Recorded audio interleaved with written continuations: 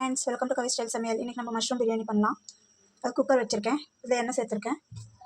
இதில் பிரியாணி இலை ஒரு 3 சேர்த்துக்கிறேன். இப்போ இதில் ஆனியனும் கருவேப்பிலை சேர்த்துக்கலாம்.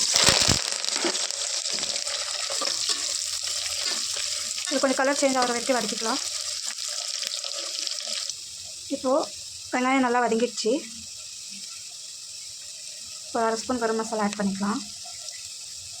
இதில் வந்து பட்டை, லவங்கம், ஏலக்காய், சோம்பு, சீரகம், மிளகு எல்லாத்தையும் லைட்டாக சூடு பண்ணிவிட்டு பவுடர் பண்ணி வச்சுருக்கேன்.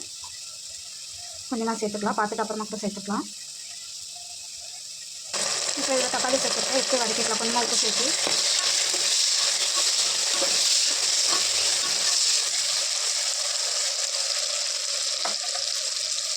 தக்காளி வதங்கிடுச்சு. 2 ஸ்பூன் இஞ்சி பூண்டு பேஸ்ட் சேர்த்துக்கலாம்.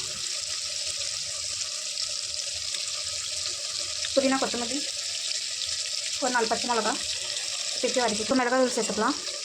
இது வந்து நான் நார்மல் வீட்டில் யூஸ் பண்ணுற சாம்பார் பவுடர் தான் சேர்த்துக்கிறேன். இப்போ மஷ்ரூம் ஆட் பண்ணி வதக்கிக்கலாம்.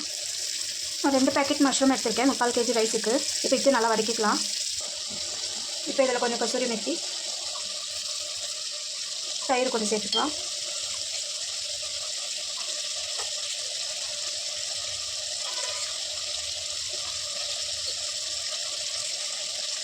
வச்சு வதக்கிக்கலாம். இப்போ இதில் ஒரு லெமன் ஜூஸ் ஆட் பண்ணிக்கலாம். இப்போ ரைஸ் ஆட் பண்ணிக்கலாம். நான் இதுக்கு வந்து நார்மல் ஸ்டீம் ரைஸ் தான் யூஸ் பண்ணியிருக்கேன். இப்போ இதில் ரைஸ் ஆட் பண்ணிவிட்டேன். அதுக்கு தேவையான அளவு தண்ணியும் சேர்த்துருக்கேன். இந்த ஸ்டேஜில் உப்பு காரம்லாம் சரியாக இருக்கான்னு செக் பண்ணிக்கலாம். லாஸ்ட்டாக ஒரு ஸ்பூன் நெய் மேலே நெய் போட்டு மூடி போட்டு 3 விசில் விட்டு எடுத்தோம்னா நம்மளோட மஷ்ரூம் பிரியாணி ரெடி ஆகிடும்.